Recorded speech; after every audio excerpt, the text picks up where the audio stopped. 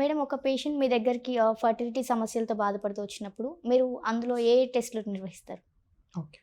So, మన దగ్గరికి fertility సమస్యతో వచ్చినప్పుడు ఫస్ట్ ఫార్మోస్ట్ వాళ్ళ డీటెయిల్డ్ హిస్టరీ అనేది తీసుకుంటాం. ఈ డీటెయిల్ హిస్టరీలో మనము ముఖ్యంగా లేడీస్‌లో వాళ్ళ మెన్స్ట్రువల్ ఇర్రెగ్యులారిటీ ఉందా? అదేవిధంగా వాళ్ళకి ప్రీవియస్‌గా వాళ్ళకి ఏమన్నా మెడికల్ ఇష్యూస్ ఉన్నాయా? అది కాకుండా ఫ్యామిలీలో ఏమన్నా జెనెటిక్ ప్రాబ్లమ్స్ ఉన్నాయా? ఇవన్నీ కూడా మనం డీటెయిల్‌గా అనలైజ్ చేస్తాం. సేమ్ థింగ్ ఈవెన్ పురుషుల్లో కూడా మనము వాళ్ళ యొక్క డీటెయిల్ హిస్టరీ, వాళ్ళ మెడికల్ ఇష్యూస్ ఉన్నాయా? తర్వాత వాళ్ళ ఫ్యామిలీలో ఏమైనా మెడికల్ ఇష్యూస్ ఉన్నాయా? జెనెటిక్ ప్రాబ్లమ్స్ ఉన్నాయా? ఇవన్నీ కూడా డీటెయిల్‌గా మనము ఫస్ట్ అండర్‌స్టాండ్ చేసుకుంటాం.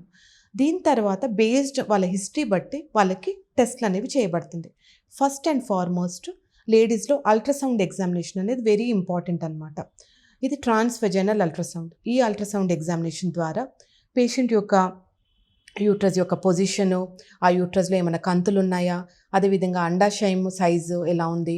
అండాశయంలో ఎగ్స్ ఎన్నున్నాయి? ఇవన్నీ గూడా మనము కన్ఫర్మ్ చేసుకుంటాము. అదేవిధంగా యూట్రస్‌లోన గర్భసంచి పొర ఎలా ఉంది? అది హెల్తీగా ఉందా? అందులో ఏమైనా ఇన్ఫెక్షన్ ఉందా? ఇవన్నీ కూడా మనము అండర్‌స్టాండ్ చేసుకుంటాము. అదే టైంలో పురుషుల్లో మనము శుక్రకణాల టెస్ట్ అంటే సీమెన్ అనాలిసిస్ అనేది టెస్ట్ చేస్తాము. ఈ 2 మనకు ముఖ్యమైన టెస్ట్‌లనమాట. ఈ టెస్ట్ రిపోర్ట్స్ వచ్చిన తర్వాత నెక్స్ట్ స్టెప్ లేడీస్‌లో ఫలోపియన్ ట్యూబ్ టెస్ట్ అనేది ఉంటుంది. ఈ ఫలోపియన్ ట్యూబ్ టెస్ట్ అనేది మనకు గర్భసంచి పక్కన 2 పైప్స్ ఉంటాయన్నమాట. ఈ పైప్స్ అనేవి చాలా ముఖ్యం. ఇవి ఫంక్షన్ చేస్తేనే మనకు న్యాచురల్‌గా ప్రెగ్నెన్సీ వచ్చే అవకాశం బావుంటుందన్నమాట. సో, ఈ పైప్స్ హెల్తీగా ఉన్నాయా? దీంట్లో ఏమన్నా బ్లాక్స్ ఉన్నాయా అనేది మనము చెక్ చేసుకోవడానికి ఒక హెచ్ఎస్జీ అని ఒక టెస్ట్ ఉంటుందన్నమాట. ఆర్ సలైన్ సోనోగ్రఫీ అనే టెస్ట్ ఉంటుందన్నమాట.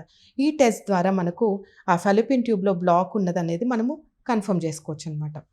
నెక్స్ట్ హార్మోన్ టెస్ట్‌లనేవి కూడా ఉంటాయన్నమాట.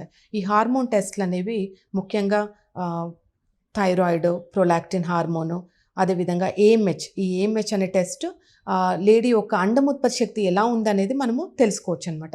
ఈ అన్ని హార్మోనల్ టెస్ట్‌లు ప్లస్ ఈ అల్ట్రాసౌండ్ టెస్ట్, అలాగే సీమెన్ అనాలిసిస్ రిపోర్టు, అలాగే మన హెచ్ఎస్జీ రిపోర్ట్స్, ఈ రిపోర్ట్స్ అన్ని బేసిస్ మీద మనకు ఫర్దర్‌గా ట్రీట్మెంట్ అనేది ఇవ్వబడుతుంది.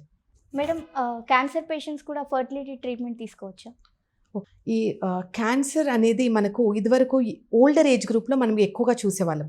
బట్ ఇప్పుడు మనం గమనిస్తుంది ఏంటంటే యంగర్ ఏజ్ గ్రూప్‌లో ఈ క్యాన్సర్ అనేది మనం పెరుగుతూ చూస్తున్నామనమాట. అంటే ఈవెన్ లేడీస్‌లో గానీ, జెంట్స్‌లో గానీ ఇంటెస్టైనల్ క్యాన్సర్ గానీ, ఆర్ లేడీస్‌లో బ్రెస్ట్ క్యాన్సర్ గానీ ఇవన్నీ కూడా యంగ్ ఏజ్ గ్రూప్‌లో మనం చూస్తున్నామనమాట. సో, అదేవిధంగా ఈ క్యాన్సర్ ట్రీట్మెంట్ కూడా మనకు బెటర్ ట్రీట్మెంట్ అనేది అవైలబుల్‌గా ఉండడం వల్ల ఈ క్యాన్సర్ పేషెంట్స్ యొక్క లైఫ్ స్పాన్ అనేది ప్రొలాంగ్ అవుతుంది. సో, దాంతో వాళ్ళు క్యాన్సర్ ట్రీట్మెంట్ తీసుకున్న తర్వాత కూడా వాళ్ళ లైఫ్ స్పాన్ అనేది పెరగడం వల్ల వాళ్ళకి డెఫినెట్‌గా ఈ ఉన్న వాళ్ళు ఉండే లైఫ్ పీరియడ్‌లో వాళ్ళకి వాళ్ళ యొక్క లైఫ్ అనేది బెటర్‌గా ఉండడం అనేది ఏ ఏ ఏ పేషెంట్ అయినా, ఏ కపుల్ అయినా ఆలోచించుకుంటారు.